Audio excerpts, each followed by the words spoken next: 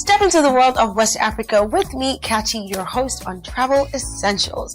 Get ready for an eye-opening experience as we shine a spotlight on the ECOWAS passport. This passport is just a travel document. It is a game changer for the region. Think of it as a key unlocking economic growth, peace, and empowerment for millions. We'll explore how ECOWAS is making a difference through trade, investment, and development among its 15 member states. So join us as we uncover the benefits of this passport for people all over Africa and brainstorm ways it could even be better. Get ready for an exciting journey on Travel Essentials.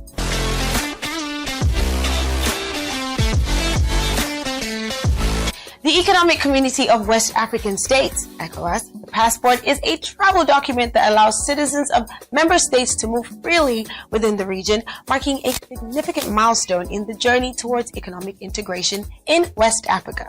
Fast forward to 2019, when the ECOWAS passport was officially launched, replacing the old national passports of member states. So, what have been some benefits of this passport so far, you might ask? I'll name a few. Let's go.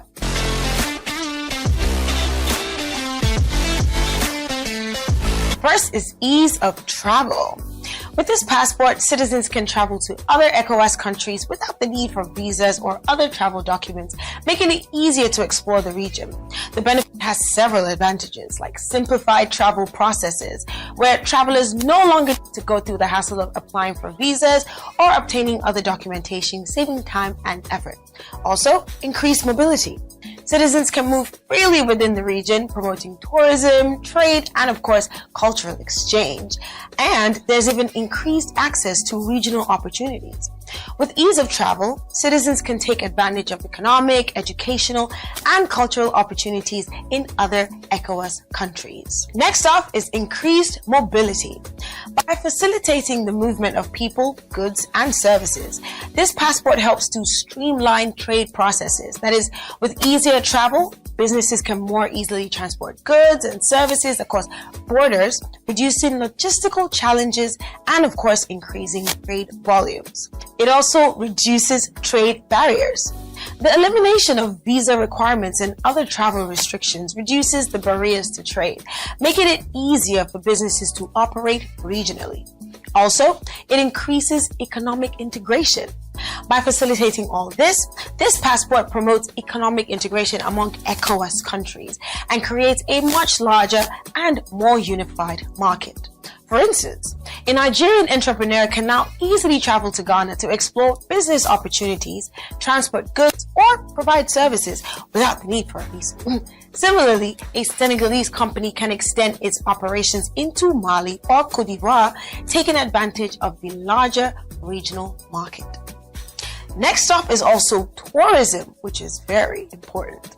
With the ease of travel and movement, citizens of ECOWAS countries can now explore the region's rich cultural heritage. That is, visit historic sites, the museums, and cultural festivals in other ECOWAS countries, which of course promotes cross-cultural understanding and all of that appreciation. You can also discover natural wonders by exploring the region's diverse natural beauty, from the Sahara Desert to tropical rainforests and of course coastlines and mountain ranges. Also important is supporting local economy. By traveling within the region, tourists can inject all that money into local economies, supporting small businesses and contributing to job creation and economic growth. For example, a Ghanaian tourist can easily visit the famous Juge National Bird Sanctuary in Senegal, or explore the historic city of Kano in Nigeria. Or a Senegalese traveler can visit the vibrant city of Accra in Ghana, or relax on the beautiful beaches of Cote d'Ivoire. But with all the advantages that the ECOWAS passport has proved to offer, there are also the downsides of which the passport and initiative has brought to view, like security concerns. The first downside of this is the potential security concerns that come with open border policy. With ease of travel and movement, there is a risk of uncontrolled migration. The free movement of people can lead to this, making it challenging for countries to manage their borders and ensure national security. Also, criminal activity. The ease of travel can also facilitate this, like human trafficking, drug trafficking, and terrorism, as criminals can move freely across borders. Also, there's a lot of illegal activities. The lack of border controls can make it easier for individuals to engage in illegal activities such as smuggling and, of course, illegal trade. Next off is also immigration challenges. This second downside is potentially dangerous, and it comes with the free movement of people. With the ease of travel of movement, there is the risk of brain drain. The free movement of people can lead to brain drain in some countries as skilled workers and professionals emigrate to other countries in search of better opportunities. There's also the strain on public services. The influx of immigrants can put this much strain, such as healthcare strain, education strain, and housing strain in the host countries. Also, job competition. The influx of immigrants can even lead to the idea or the actuality of job competition, which could potentially be displacing local workers in some industries. For example, a skilled doctor from Nigeria may emigrate to Ghana in search of better opportunities, contributing to a brain drain in Nigeria's healthcare sector. Similarly, an influx of immigrants from Cote d'Ivoire to Senegal may put a strain on Senegal's public services such as healthcare and education.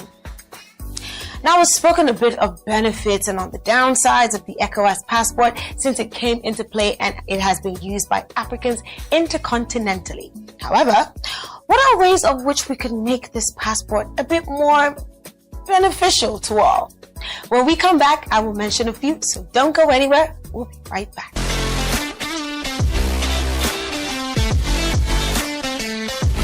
Welcome back to the show. This is still Travel Essentials right here on KongaTV. Before the break, I gave some great ups and, of course, some great downs of the ECOWAS passport for Africans. But we need to know, what are some possible ways of which we can better the prospect of its usage? I'll name a few. First is the harmonization of travel requirements. Standardized travel requirements such as visa fees and duration of stay and entry regulations across all ECOWAS countries can be very, very beneficial. For example, Ghana and Cote d'Ivoire could harmonize their visa fees and entry regulations, making it easier for travelers to move between the two countries. Also, the simplification of border crossings. The implementation of a streamlined border crossing process by using technology such as biometric scanners and automated gates can be very, very helpful. For example, Nigeria and the Republic of Benin could introduce a fast-track border crossing system, reducing wait times and, of course, facilitating all that trade. Also, we could enhance the security features. By introducing advanced security features such as biometric data and holograms to prevent counterfeiting and fraud, it could be very, very beneficial to the strength of the ECOWAS passport. For example, Senegal and Guinea could introduce a secure biometric-enabled ECOWAS passport, reducing the risk of identity fraud. And also, we could have regular review and evaluation. Regular review and evaluation of the ECOWAS passport that can identify areas for improvement and, of course, implement necessary changes will be more than helpful for the passport. For example, ECOWAS could conduct regular reviews, gathering feedback from travelers and, of course, border officials, and implement these changes to enhance the passport's utility. And lastly, we have the inclusivity and accessibility.